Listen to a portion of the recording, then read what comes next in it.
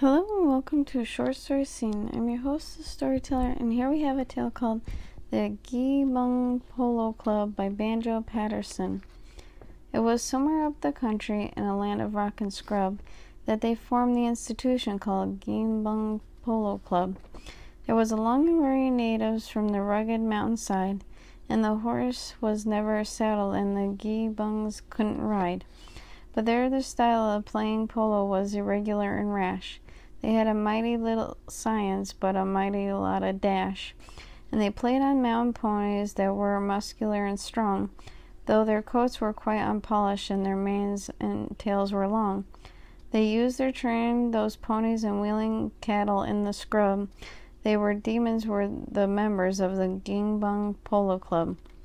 It was somewhere down the country in the city's smoke and steam that a polo club existed called the Cuff of Collar Team.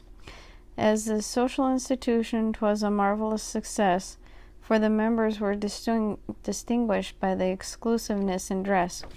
They had a natty little ponies, and that they were nice and smooth and sleek, for their cultivated owners only rode 'em once a week. So they stayed up the country in the pursuit of sport and fame, for they meant to show a Geeburgs how they ought to play the game. And they looked their valets with them, just to give them boots a rub, ere they started operations on the Geeburg Polo Club. Now my readers can imagine how the contest ebbed and flowed. When the Geeburg boys got going, it was time to clear the road, and the game was so terrific, and ere half the time was gone, the spectator's leg was broken just from merely looking on, for they waited one another till the plain was strewn with dead, while the score was kept so even that they neither got ahead.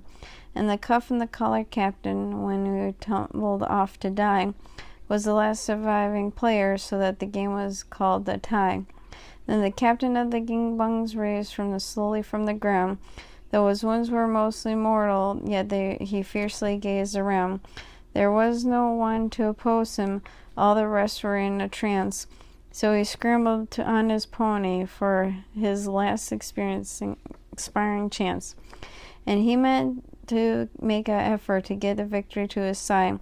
So he struck a goal and missed, then he tumbled off and died. By the old Paterson River, where the breezes shaking the grass, there's a row of little gravestones that the stockmen never pass, for they bear a rude inscription saying, "Stranger, drop a tear, for the cuffed and collar players and the Geeburg boys lie here." And on the mist moonlight evenings, while the dingoes howl around, you can see their shadows fitting down in the phantom polo ground. You can hear the loud collisions as the flying players meet, and the rattle of the mallets and the rush of the ponies' feet, till the terrified spectre rides like blazes to the pub.